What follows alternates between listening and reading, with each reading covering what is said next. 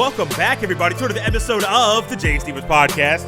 This is episode number 133, dedicated to a man who on September 15th, 1990, became the first pitcher in Major League Baseball history to record 50 saves in just one season, Mr. Bobby Thigpen. And as always, thank you for listening and downloading to another episode of the podcast. On today's episode, we have a little session I would like to call Q&A with Jay. Yes, last week and also via social media, I mentioned that on September 15th, we would have a Q&A session. You guys submit questions, I have answers, and it's just a fun time for us to have fun together where you are trying to seek out some information and I'm able to provide an answer in a way that I think sees fit with the question you provide. Also, one thing I will say about today, which will be different, one, the questions you submitted, these are things that I have not touched on the podcast, not once, not ever.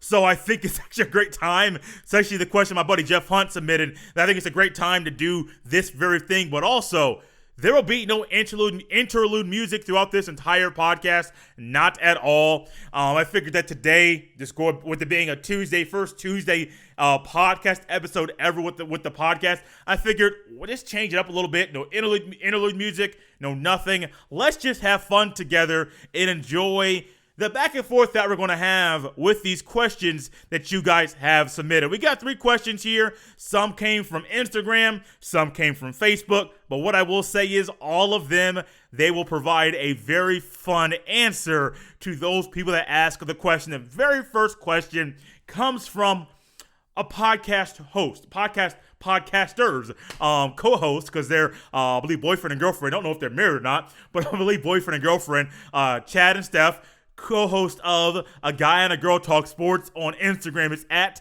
GG Talk Sports. Go ahead and give them a follow as well. They submitted this question. What has been your favorite sports memory so far? And when I was thinking about this, I went back to my playing days. What stood out from a game that I have attended?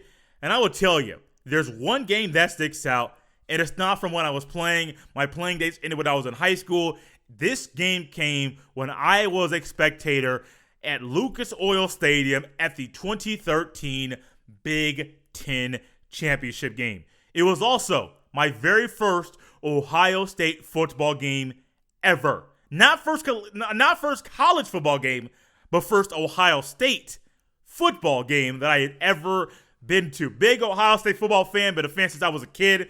But I had never gone to a game till that point, and what better game to go to than a Big Ten championship game when your team only has one L, had just come off of beating Michigan the week before, and you're there to enjoy that game with other fans of your team and also fans of the other team as well. Yes, Madison, Wisconsin down to Indianapolis. It is a further drive than it is from Columbus to Indianapolis. So there were ultimately more Ohio State fans there in Indianapolis that day than there were from Wisconsin. Also, Ohio State travels well. Wisconsin travels well. So those two things going together, I think the distance was the biggest thing for those Wisconsin fans from not having more of them make the drive from Madison, Wisconsin down to Indianapolis, Indiana. This day is memorable for a few things. One, a week before that game, actually before the season, Braxton Miller got hurt a week before the Big Ten Championship. JT Barrett got hurt in the Michigan game. So now we have a third-string quarterback. A third-string quarterback that has never played college football ever in his life. A third-string quarterback that nobody knows anything about except for what he did in high school. And I am thinking to myself, young man Cardale, you better not mess this up for us. That's just what I'm thinking. Now, you have belief. You have a belief in your quarterback. You know he has a rocket arm. They call that man 12 gauge. That's his nickname. But, man, look, here's what I'm thinking. Cardale Jones, you have one, you know what I'm saying? You had one job. Cardale Jones, you got one job. Don't mess this up. If all you got to do is throw bombs all day so that you could go ahead and get the ball over the top of the defense to score, go ahead and do that. Well, that's kind of what he did. So going into the game, that was one of the thoughts that I had. Once I got to the game, I got to my seat, and next to me, to my left, was Taylor Decker's one of Taylor Decker's high school teachers. He was an offensive lineman for Ohio State that day. I believe he played left tackle, plays in the NFL. I want to say for the Detroit Lions. Don't quote me on that. It's going off the top of the dome. He may have, I could be completely off, but I believe he plays for the Lions. So Taylor Decker's teacher was sitting next to me, and she starts just going off. Oh, man, who are you here to root for? I was wearing an Ohio State hoodie, or I think it was a hat at the time, a knit hat. It was cold outside.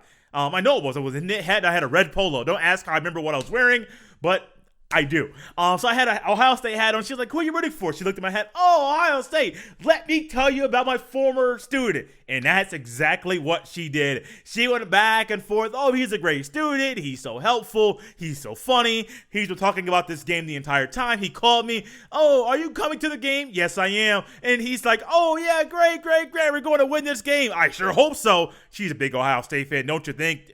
Ohio State people are there. Everyone's going crazy. And during the game, remember, I talked about Cardale Jones earlier.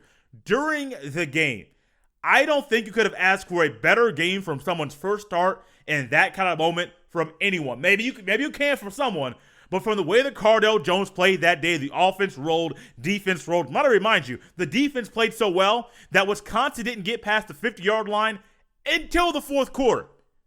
The latter half of the fourth quarter, the latter end of the game.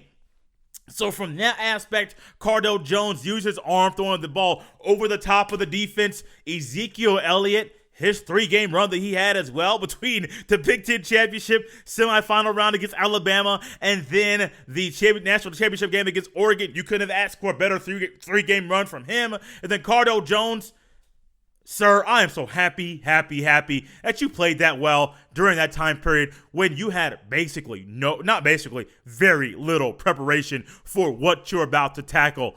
But that game right there, the Ohio State game, Ohio State versus Wisconsin, might I remind you, that was a 59-0 outcome, shutout, goose egg. In that game, Ohio State won. And at the time, I had no idea. Like I said, I had my first Ohio State game. So I had known about the OHIO chant that goes on during the game, O-H-I-O, around the stadium, and it's fun and enjoyable to hear that, be a part of that. What I didn't know was that even though they weren't playing with Michigan, they still had a Michigan chant. We don't give up for the whole state of Michigan, the whole state of Michigan, the whole state of Michigan. You know, I don't cuss on the show. We don't give up for the whole state of Michigan. We're from Ohio. We're from Ohio, O-H. We're from Ohio, I-O. You get the gist. We don't give up for the whole state of Michigan. We're from Ohio. Yes, that was done before the game. That was done during the game. That was done after the game. Anytime that the Ohio State fans have a shot to make a shot, to go ahead and take a shot, at the state of Michigan, University of, or Michigan State, they go ahead and do that. That's why most of them go ahead and say that team up north, because they don't want to say that particular word. But that day, Ohio State, Wisconsin, Big Ten Championship game, easily the most memorable game that I have, the most memorable or my favorite sports memory that I have had so far. Sorry, I had to go back to reading the question here on my sheet. Question number 2, sticking with college football, comes from my buddy Jeff Hunt. His question is, do you think college football fans without their teams playing this year will just watch other teams all season, or will less people be watching college football overall? Very interesting question. I will say Jeff is a podcaster, host the Jeff Needs Hunt podcast. And then also Jeff is an Ohio State fan as well. So him and I have some ties there. He's also been here on this podcast. So Jeff, with your question, it makes me think about Ohio State fans that I know, fans that I know of other fan bases. Will they watch? I think there will be some, and I believe, because I know some, that will watch less college football because primarily they only watch their team. I am not talking about the rabid, the crazy, the college football enthused, that kind of fan, the person that lives and breathes college football. Not that person. Not like you and I, Jeff. Not like us. No. You and I are still going to watch some football. Now, we can't watch as much because our team isn't playing, but we will watch more college football. There will still be highlights for us to watch. But when you have your MAC schools, when you have your other schools, your D3 schools, your D2 schools that live and breathe for that one day, that live for that tailgating experience, that live for that game day experience there. I mean, granted, think about this. North Dakota State is only playing one game this year. Just one. They're fine playing. Their conference isn't. So they found a way to play just one game.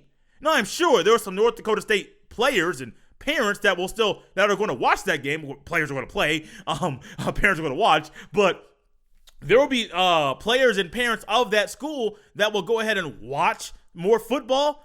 But I believe not as a whole, because college football, the fans are wild. I do believe you're going to give them a lot of them. If I had to say 50-50 shot, I think you're going to have over 50, probably over 60% of those college football fans that their team's not playing. You'll find them still watching college football, but you're going to find fans of USC, of Cal, of Oregon, of Washington State, of Penn State, of Ohio State, of Indiana, of Purdue. Now, you say Indiana and Purdue are not on that level of the other schools. That is correct. But there are still people that watch Indiana, Purdue football that may not watch any other team at all, because that's what they live for. That is them. They love exactly what those schools provide on the field. Now, granted, they do have more L's than W's, but that's still what they live for. Your Illinois, your Wisconsin that I mentioned earlier, that team up north, that team up North State, as I'm not going to go ahead and go back just what I said earlier, referring to that team up north. You're going to find people from those schools that are still going to watch. Probably majority of them will. College football is too crazy. You want to know why? Jeff, I'll answer it this way. There's a school down there in Tuscaloosa that Ohio State fans love to watch lose. So that if they're playing and they're playing a tough opponent, maybe a Georgia, maybe an Auburn. I am high on Florida this year, so I'll go ahead and say Florida as well. If they're playing one of those schools, and Alabama there's a good shot they're going to watch. Clemson, Notre Dame, Ohio State fans will never forgive Clemson for what they did during the Orange Bowl. I think it was a 2012 or 2013 Orange Bowl, or what I think it was 2012, or what Clemson did to Ohio State not what Ohio State did it to themselves, but many Ohio State fans still believe that it's Clemson's doing that happened. So I know many people will still think that, Jeff, that there will be less fans, or many people believe there'll be less fans watching than normal, but I don't believe that at all. I'll group it like this. We just saw the ratings come out from the Bucs and Saints game on Sunday afternoon, 4 o'clock Eastern Standard Time.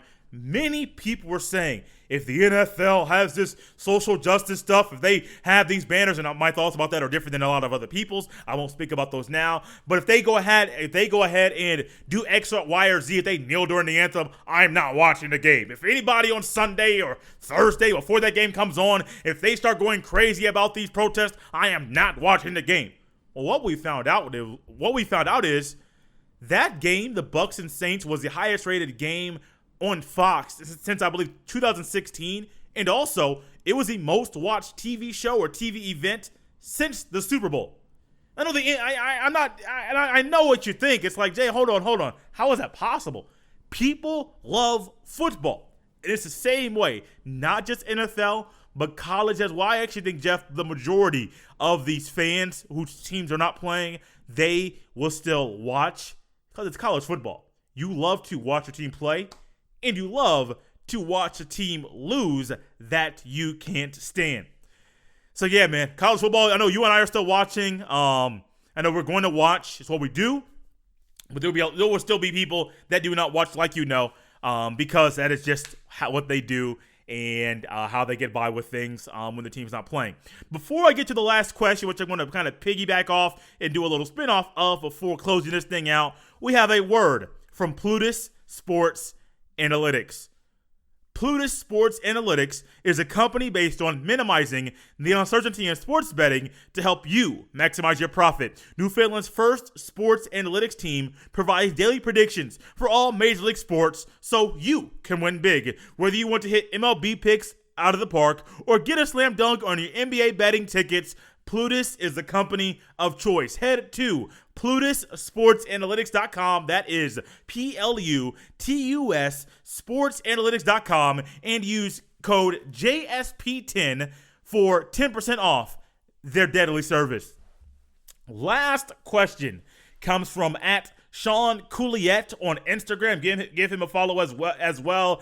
His question is this: who do you think will win the MVP in the NFL this year? Remember, I didn't talk about this at all, not once. What I'm going to do is give you a list. Instead of just one, I'll give you a list from 5 up until 1 backwards. And then at the end, I will give you my conference champions, just a quick rundown of the conference champions in college football: SEC, ACC, Big 12, those conferences, Power 5 conferences that are playing. Of course, if the Big 10 and the Pac-12 decide to play sometime, I will have thoughts about that. But right now, I can only deal with what exactly and who, not what, but who is playing right now. So, Sean, you're asking, who do I think will win the MVP? I will tell you, we got to start with number 5 and then work our way to number 1. At number 5, I have a tie. This may shock you, but I believe this brother's going to go off this season. It's a tie between Lamar Jackson and DeAndre Hopkins. Number 5 right there. Say whatever you want with it, but I do believe that DeAndre Hopkins will go to another level with Kyler Murray as his quarterback. Lamar Jackson, this isn't a fall off of Lamar Jackson not playing well, but a rising of other players playing out of their mind this season. Number 4, Dak Prescott. New coach, new scheme. I believe him and Kellen Moore will be on the same page. I believe the year off for Mike McCarthy will be big for the development of Dak Prescott. Don't believe what you see week 1 with any team. Unless it's an injury, Marlon Mack, torn Achilles, ruptured Achilles out for the season. That's when you got to believe. But I would say that anything you see week 1, especially with Dak Prescott with an L, don't believe it. What you see week 1, especially with no preseason, it's not a statement of what you're going to see week 5 through 8, week 10, week 12, week 13. That's not the case, especially when a team has a new quarterback or a new head coach. In regards to the Steelers who are playing right now, as I'm recording this, the Steelers don't have a new quarterback. It's just their quarterback didn't play last year, so he had no run, no play. So basically, you could say he is a new quarterback through the season. Didn't play last year at all. Number 3, Kyler Murray.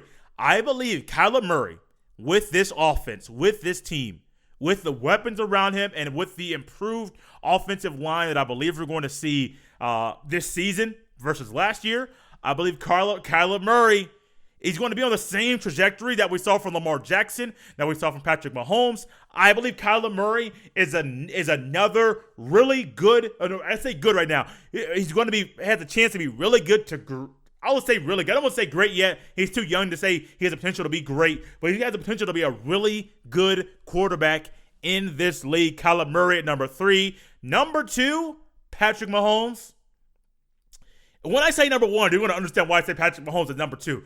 I just said on the podcast yesterday that Patrick Mahomes being able to read defenses and him reading defenses right now and just learning how to do that and read the schemes, read the coverages, cover 0, cover 1, cover 2, what all that stuff means, and knowing the pre-snap read, post-snap reads, all of that stuff, how to utilize the motion man to figure out what the defense is going to do before the snap. With him just learning this now, I truly believe Patrick Mahomes is going to be amazing this year. But the guy that I think, Sean, who's going to win the MVP this season, Russell Wilson. This is the guy, and I heard this today, and it's hard to believe, but I believe it's true. Russell Wilson has never had a vote for MVP. Not one. As great as he has played, as good as he has been throughout his entire career, not one MVP vote at all. I believe with the new system, the DK Metcalf as well, and also with the offense that's just going to be like, hey, man, open up, little rip. Do what you got to do. We know you're a highly skilled quarterback. Go ahead and do that thing. I believe Russell Wilson will win his first MVP of the NFL this year. Like I mentioned earlier, to close this thing out, I'm going to give you quickly my conference champions for college football. This may shock you, but this is just how I see the cookie crumbling this year. The SEC, I don't have Alabama like everybody else. I got Florida because I believe Alabama with the quarterbacks things that's going. I think at some point you're going to see Bryce Jones, Mac Jones, and I forget the other guys. They know his first name's Bryce. I believe we're going to see a two quarterback system at some point. And I think Florida, man, I think Florida takes the next step and wins the SEC championship. At some point, Alabama's not going to win it. I know they're highly talented. I know they're crazy recruited, but just like Ohio State, at some point they can't win them all. And I think this is one of those years. SEC, I believe that it's going to be Florida. The ACC, I have Notre Dame. I don't believe Clemson can beat Notre Dame twice. And I do believe that Notre Dame playing at home when they play in the regular season is huge for them, having not just an upper hand, but seeing how Clemson is on the road. And then in December in the ACC championship game, I believe Notre Dame wins that this year. Then in the Big 12, I'm going to against the grain with everything. SEC, Florida, ACC, I got Notre Dame. Big 12, Sam Ehlinger, you said Texas is back. Hey, buddy. I got you. Yes, I got you. I think the new quarterback there at Oklahoma, Spencer Rattler.